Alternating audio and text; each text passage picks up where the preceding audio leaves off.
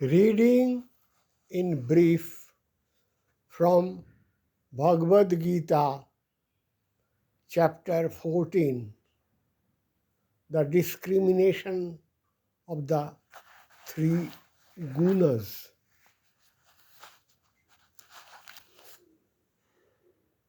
So I start with the fifth mantra. The gunas, sattva, rajas, and tamas, which are born of Prakriti. This Prakriti is also called Maya, bind fast in the body, the immortal, embodied soul, O mighty Arjuna. I am reading from the Bhagavad Gita translation by Swami Nikhilanandaji Maharaj, who was the direct disciple of Ma Sharada Devi and who was also the founder of the second Vedanta Society in New York. I am reading once again the mantra, fifth mantra. The gunas, sattva, rajas, and tamas, which are born of Prakriti, bind fast in the body of immortal bodied soul, O mighty Arjuna. This concept of three guna comes from the Shankha Yoga of Kapila. Then the mantra number 6 of this sattva being stainless is luminous and healthful. It binds, O sinless Arjuna, by creating attachment to happiness and attachment to knowledge. Significantly, it is also associated with attachment, but one has to go beyond attachment to attain the Brahma sthiti or the realization of Brahma. Till someone is not beyond three guna, then attachment remains. Finally, one has to go beyond any kind of attachment, even swatik attachment. I am reading once again because I myself was trying to tell few things.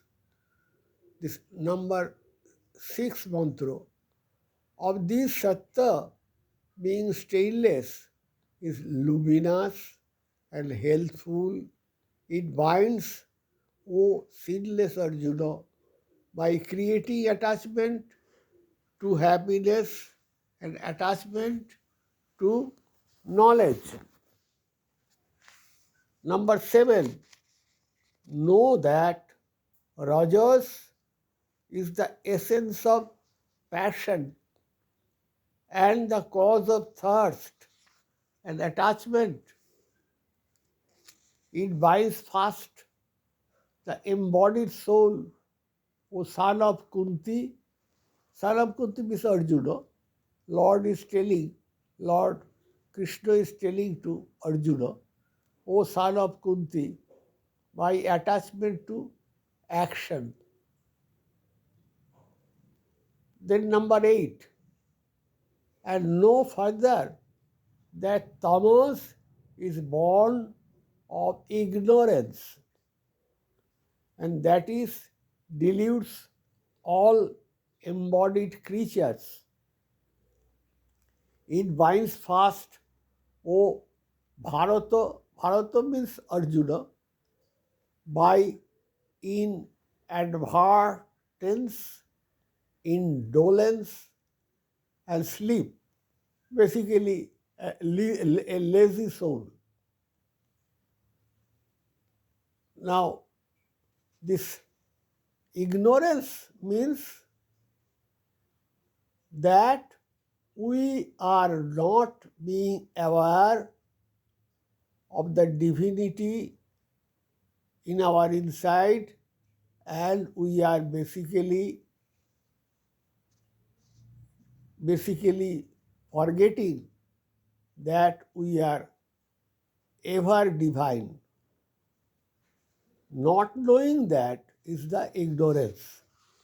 Then I am going to the mantra number 21. Arjuna said, what are the marks? Very important. What are the marks, O Lord, of the man who has risen above the three gunas? One has to rise above the three gunas to get rid of the body sense. Till we are in the sensual domain of body, then we are under the spell of three guna. Arjuna said, what are the marks, O Lord, of the man who has risen above the three gunas? What is his conduct, and how does he rise above the gunas? The Lord said, he who hates not light,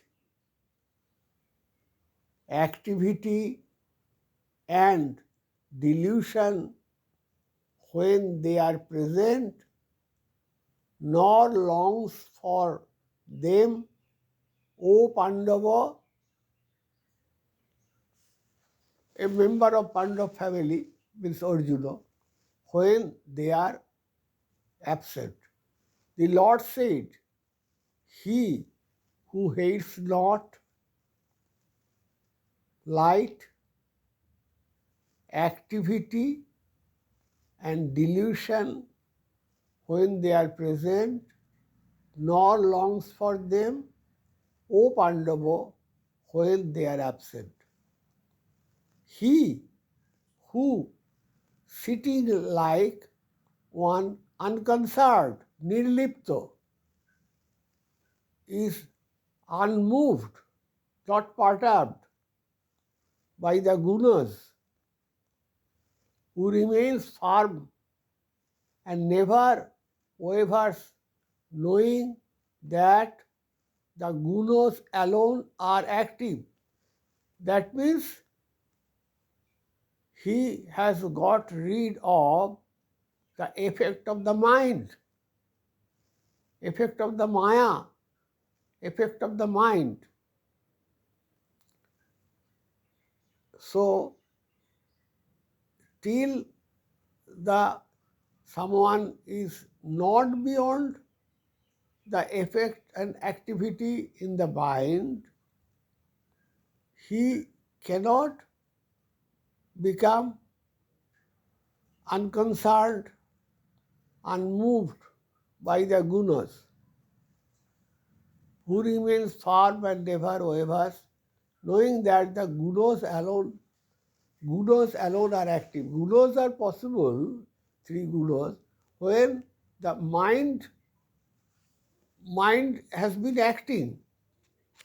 So one has to go into deep meditative attitude, deep meditation.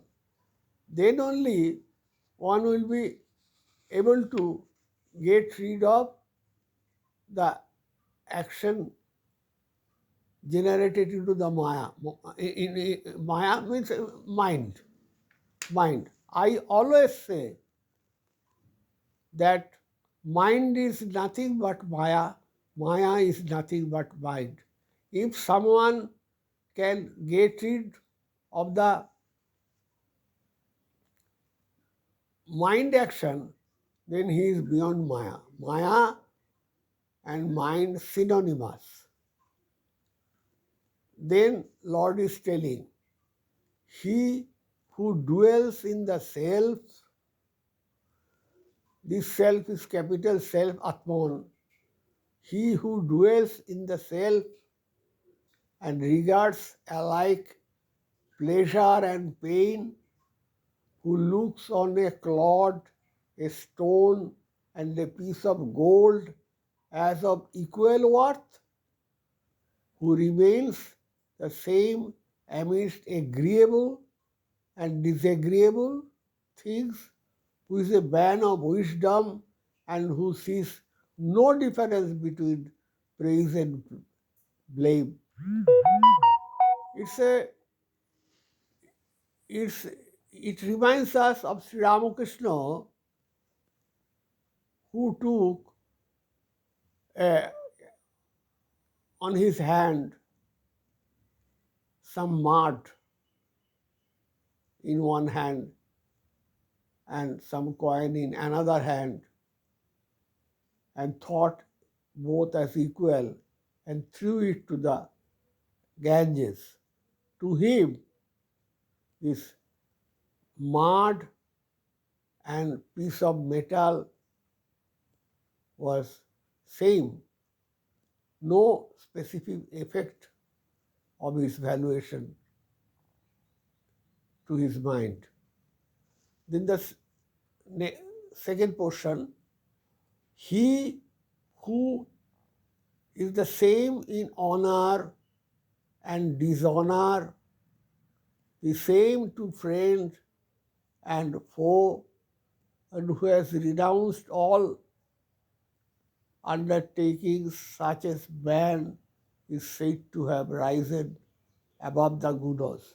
Again reminding Sri Ramakrishna, because even when he was in Samadhi, when he was in trance, many times he was being dishonored by the other Purohits of the temple severely, but that did not create any effect on his body, mind, not to speak of the soul. His soul was the soul of the Lord. So far I was reading mantra 22 to 25, then the 26. Lord telling, and he who worships me means Lord. Lord means this final tattva, final Brahma, final truth, beyond name and form, supreme consciousness. And he who worships me means supreme consciousness with the yoga of undividing love rises above the gunas and becomes fit to be one with Brahma. That means beyond guna. 27 mantra.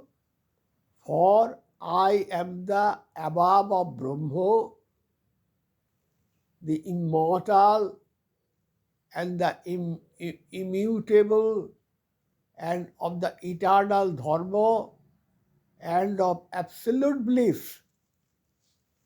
Means